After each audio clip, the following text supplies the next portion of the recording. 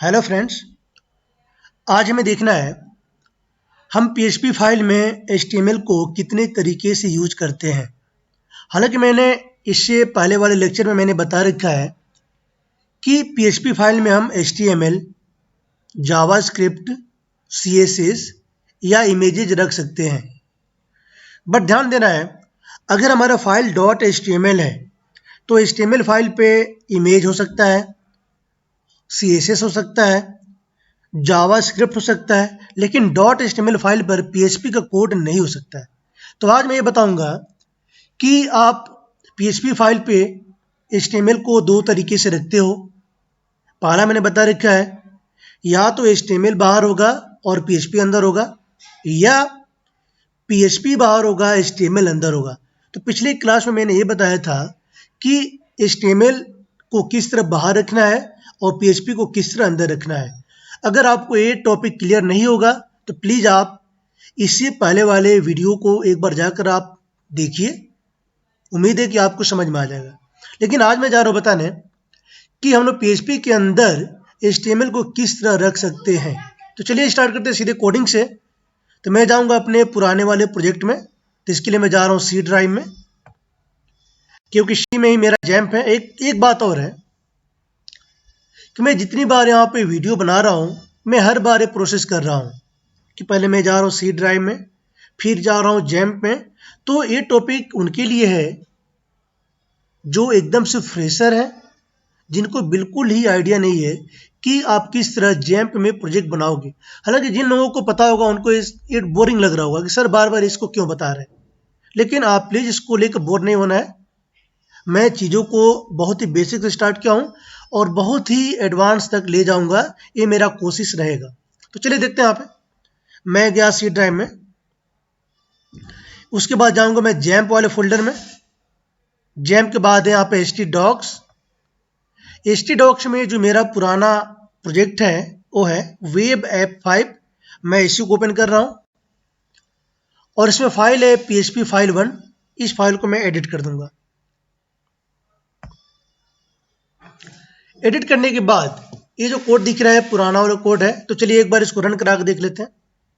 तो पहला काम है जैम्प को स्टार्ट करना। तो जैम्प के लिए सी ड्राइव में जा रहा हूँ अगेन, जैम्प फोल्डर, एंड नीचे दिया होगा आइकन जिस पर लिखा होगा जैम्प कंट्रोल। तो इसको मैं 2 बार क्लिक कर दूंगा और हमें स्टार्ट करना है सिर्फ एक सर्विस जिसका नेम है अपाचे। तो मैं क्लिक कर दूंगा स्टार्ट बटन पे। ये हमारा स्टार्ट हो गया। अब इसको रन करा लेते हैं। रन कराने के लिए ब्राउजर ओपन किया,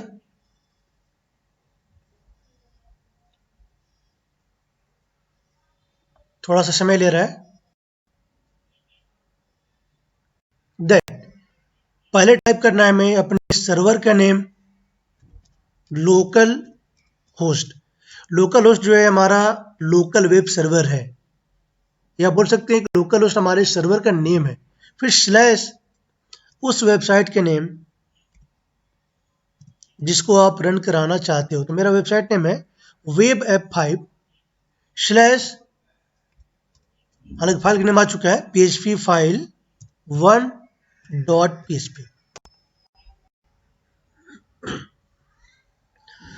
तो ये आपको ध्यान देना है, कोड हमारा पुराना है। जिसमें क्या समझ में आ रहा है आपको, जिसमें हमारा php तो अंदर है और बाहर html है। लेकिन अब मैं जा रहा हूँ इसका उल्टा करने, php को बाहर रखूंगा, html को अंदर रखूंगा। तो देखो क्या करना है आपको, बहुत सिंपल है। पहले हम यहां से php टैग ओपन कर लेंगे और एकदम लास्ट में php को आप बंद कर दो। HTML के बाद लाइक दिस, इसको थोड़ा सा मैं स्पेस दे दे रहा हूं ताकि पूरा दिख जाए। देखिए ये आपका php ओपन है और लास्ट में php आपका, सॉरी गलत हो गया, इस तरह क्लोज हो गया। अब हमें क्या करना है कि जितने मार्कअप टैग दिख रहे हैं, इन मार्कअप टैग्स को एज स्ट्रिंग हमें इको कराना है। तो चलो इको कराते हैं। यहाँ पे मैंने आप लिया इको डबल कोट्स ओपन किया, क्लोज किया, सेमीकोलन। अब आपको नोटिस ये करना है कि जो भी यहाँ पे मार्कअप टैग है, अब हर मार्कअप टैग एक स्ट्रिंग जैसा बनेगा।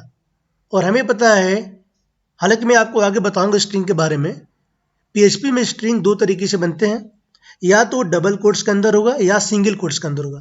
तो फिलहाल अभी मैंने आप लिया है डबल कोट्स। सेम आप क्या करोगे, इनको भी जल्दी जल्दी कर लेते हैं, इको डबल कोट्स,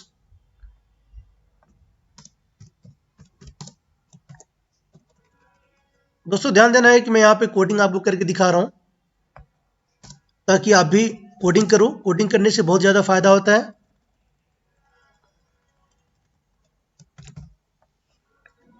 तो आपको क्या करना है कि बस इको करते जाना है।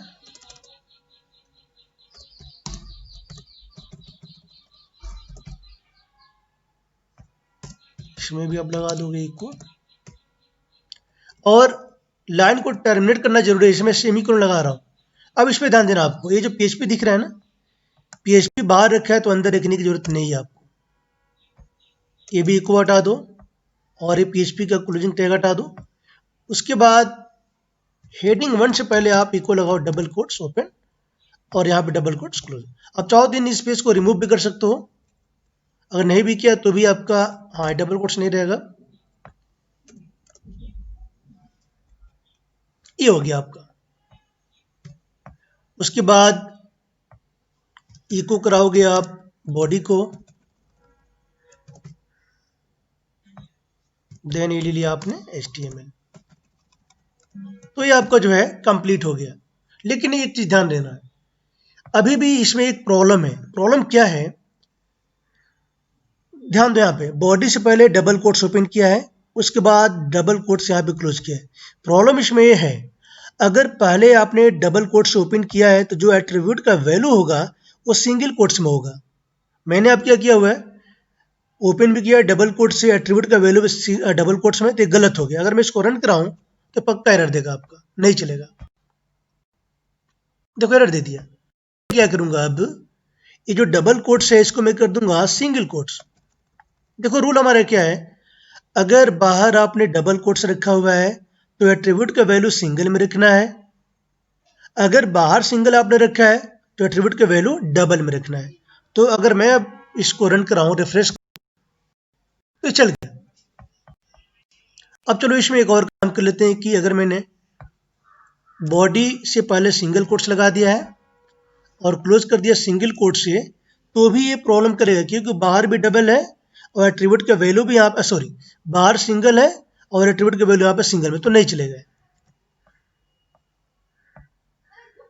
फिर प्रॉब्लम कर दिया, तो मैं क्या करूंगा, अब एट्रीब्यूट के वैल्यू कर दूंगा डबल कोट्स में। तो मैं आप लूंगा डबल, और कलर के नेम में यहाँ से रेड कर दे रहा हूँ इस तरह। तो ये आपका आ गया। उम्मीद है कि दिख रहा होगा, समझ में आ गया होगा। चलो, तो बहुत सिंपल है, लेकिन ध्यान रहे इससे पहले वाला तरीका बेस्ट माना जाता है कि आप HTML को बाहर रखो, PHP को अंदर रखो, क्योंकि इसमें जो है थोड़ा सा ज़्यादा मुझे दिख रहा है, कॉम्प्लिकेशन दिख रहा है कि आपको बार बार डबल कोट्स ओपन करना पड़ रहा है, क्लोज करना पड़ रहा है, और कहीं भी कुछ भी मिस्टेक हुआ तो फिर आपका कोड नहीं चलेगा, स्टॉप हो जाएगा। तो ये हो गया आपका जो है how to put HTML inside PHP। उम्मीद है समझ में आ गया होगा। अब चलिए एक और तरीका देखते हैं। मैं चाह रहा हूँ कि इको एक बार करूँ, बार बार न करूँ, तो मैं इसके लिए क्या करूँगा, सिर्फ एक बार इको लगाना है, बाकी जो इको दिख रहा है इनको यहाँ से आप हटा दो, ये भी हटा दो। जैसे मैं कर रहा हूँ ऐसे करना आपको।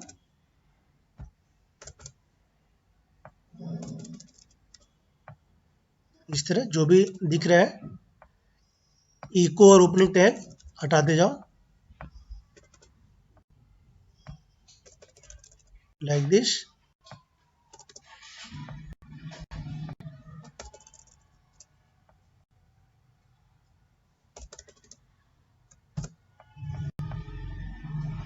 आप इसे भी यहाँ से इसको भी हटा देना है बस। और कलर में यहाँ से कुछ डिफरेंट कर रहा हूँ ताकि लगे कि यहाँ चेंजेस कुछ हुआ है। ऑरेंज ले लिया। देखते हैं। ओ, देखो कहीं प्रॉब्लम हो गया, देखते हैं कहाँ प्रॉब्लम है। हाँ, प्रॉब्लम जो है ध्यान देना है यहाँ पर है, क्योंकि जो बॉडी के अंदर बीजी कलर है डबल कोट्स में और पहले डबल कोट्स है, तो ये क्या होना चाहिए, सिंगल कोट्स में होना चाहिए। ये मैंने कर दिया। अब देखते हैं। तो ये हो गया आपका जो है कंप्लीट, कि आप किस तरह HTML को PHP के अंदर रखोगे। और इसके लिए थोड़ा सा आपको प्रैक्टिस करना पड़ेगा, तभी चीजें आपको याद होगा। बिना प्रैक्टिस किए कुछ नहीं हो सकता है। तो चलो ये टॉपिक कंप्लीट हो गया। अब इसके बाद हम लोग देखते हैं PHP का इसी में कुछ न्यू टॉपिक लाइक PHP का short open tag, PHP short open tag. इसका मतलब क्या है, अभी तक जो आपने PHP में बना रखा है ओपन टैग, वो आपका इस तरह है, ओपन किया, देन आपने ये कर लिया क्लोज। अब PHP में एक और टैग होता है इस तरह का, सिर्फ क्वेश्चन मार्क है इस तरह, और ये आपका क्लोज है। हम इसे बोलते हैं PHP का short open tag, short open tag. तो कभी कभी या कभी कभी क्या बहुत ज़्यादातर इसका भी यूज होता है, खास करके फ्रेमवर्क में या CMS में।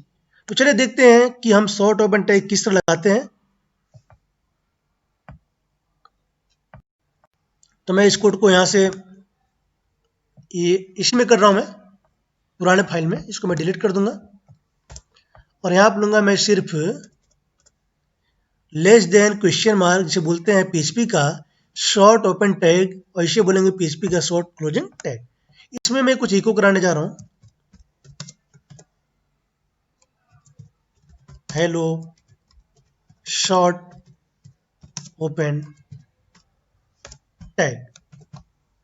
सेव कर दिया, फाइल को रन कराते हैं, देखते हैं।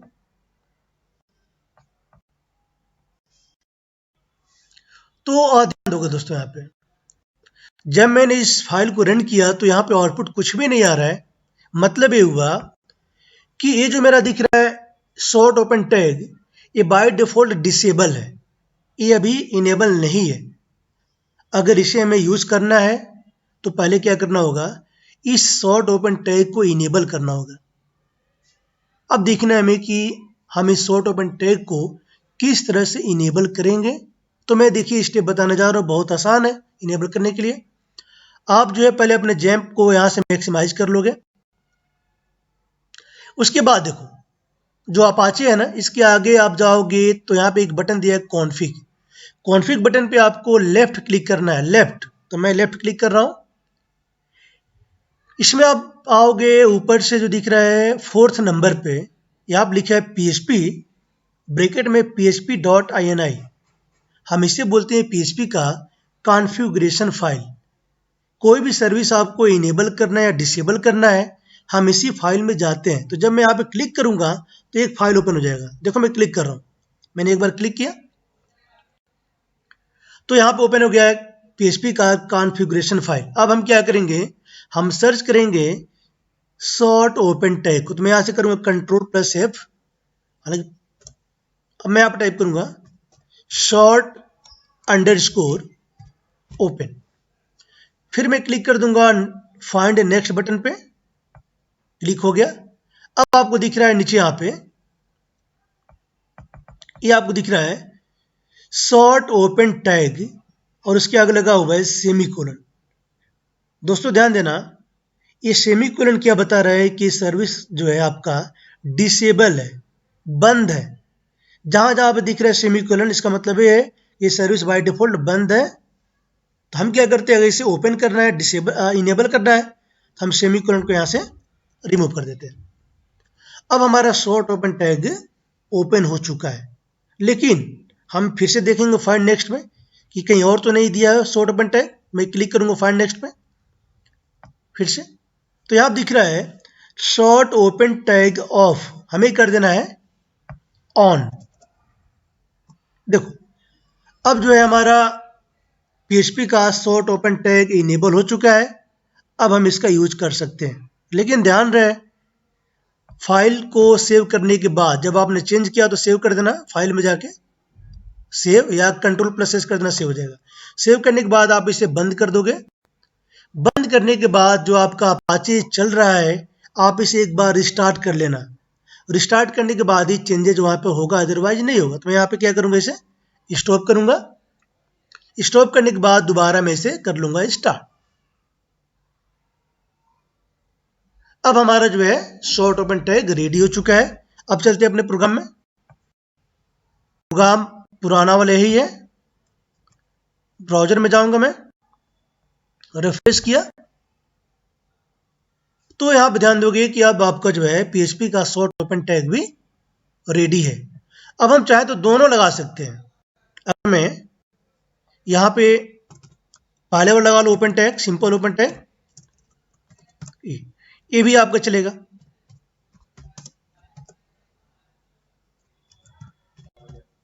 हेलो, तो हम एक फाइल पे PHP का मल्टीपल टैग लगा सकते हैं, लेकिन अब इससे आउटपुट क्या होगा? आउटपुट आपको जो है दोनों एक ही लाइन में आएगा, क्योंकि इन स्क्रिप्ट के बीच लाइन ब्रेक नहीं है। तो मैं आप लगाने जा रहा हूँ। चलो पहले देख लेते हैं क्या आ रहा है।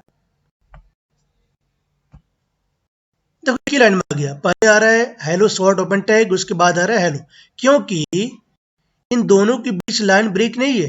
ये आपका कोड जो है प्रिंट होगा ब्राउजर पे। अगर ब्राउजर पे लाइन को ब्रेक करना है तो हम क्या लगाते हैं यहाँ पे, BR से क्या होगा, लाइन ब्रेक हो जाएगा। अब मैं अगर इसे रिफ्रेश कर दूं तो यहाँ पे लाइन ब्रेक हो गया। तो उम्मीद है कि आपको समझ में आया होगा कि किस तरह आप जो है PHP का शॉर्ट टैग इनेबल करते हो। और ये भी एग्जाम का बहुत ही पॉपुलर क्वेश्चन है, how to enable PHP short open tag. तो आपको समझ में आ गया होगा। अब इसके बाद एक और चीज़ है, प्रिंट कराने का तरीका, वो भी देख लेते हैं। मैं दोबारा लगा रहा हूँ BR, और हमें कुछ प्रिंट कराना है विदाउट इको। तो मैं यहाँ पे क्या लूँगा, question mark equal welcome to PHP।